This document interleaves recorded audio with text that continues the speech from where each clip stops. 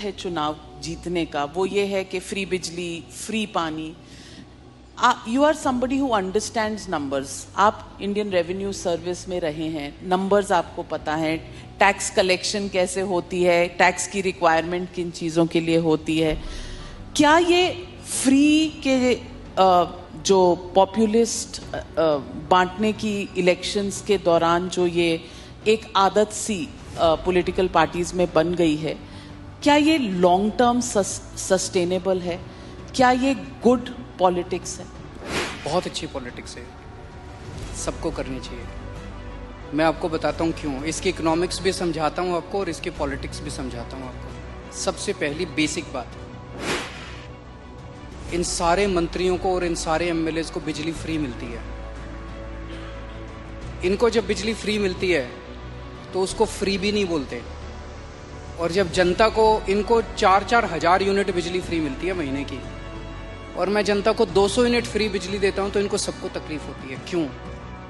अगर इन मंत्रियों को जो फैसिलिटी मिलती है मैं अपनी जनता को देना चाहता हूं तो इनको क्यों तकलीफ होती है?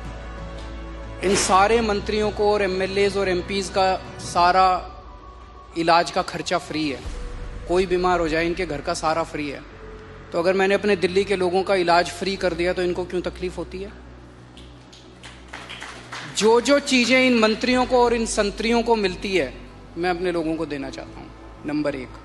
दूसरी चीज, अगर मैं, एक समय था जब मैंने सुना था कि राजनीति के अंदर एक समय था जब फ्री बांटते थे, और फ्री बांटने का पैसा कहां से आता था? सरकार लोन लेती थी और लोन लेके उस पैसे से फ्री बांटते थे। That is not good economics.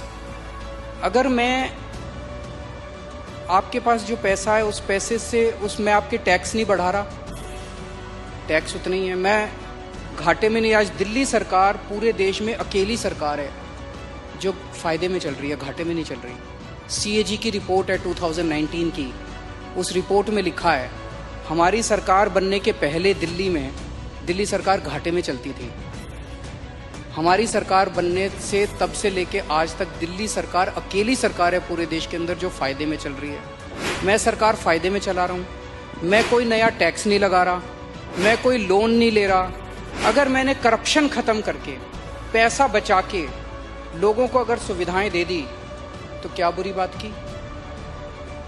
तो दिस इज गुड इकोनॉमिक्स। और तीसरी चीज, पर ये मिरेकल होता कैसे? मैं एक छोटा सा एग्जांपल देता हूं। जैसे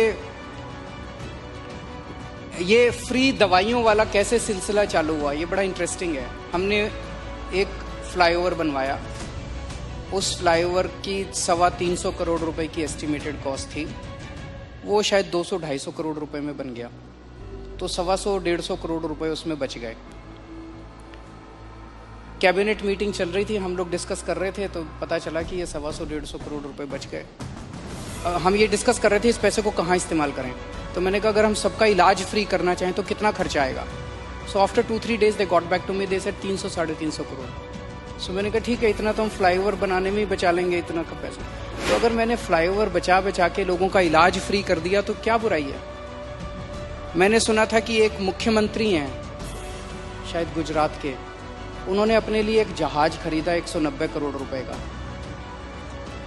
मैंने लिए अपने जहाज नहीं खरीदा, मैंने दिल्ली की सारी अपनी माँ बहनों का डीटीसी बसों में किराया मुफ्त कर दिया, 150 करोड़ का खर्चा आया।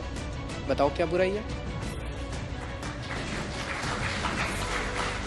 So good politics and good economics, ये कर रहे हैं हम लोग। तो आपके पास ये कौन सा ऐसा फॉर्मूला है जिससे आप फ्री में भी देते हैं फिर भी आपकी सरकार जो है वो घाटे में नहीं, फायदे में है? ईमानदारी, सही नियत, बस और कुछ नहीं है। मैं बहुत छोटा हूँ, मेरा एक्सपीरियंस भी बहुत छोटा है, लेकिन मेरा 5-7 साल का सरकार चलाने का एक्सपीरियंस ये कहता है कि किसी भी सरकार में पैसे की कमी नहीं है।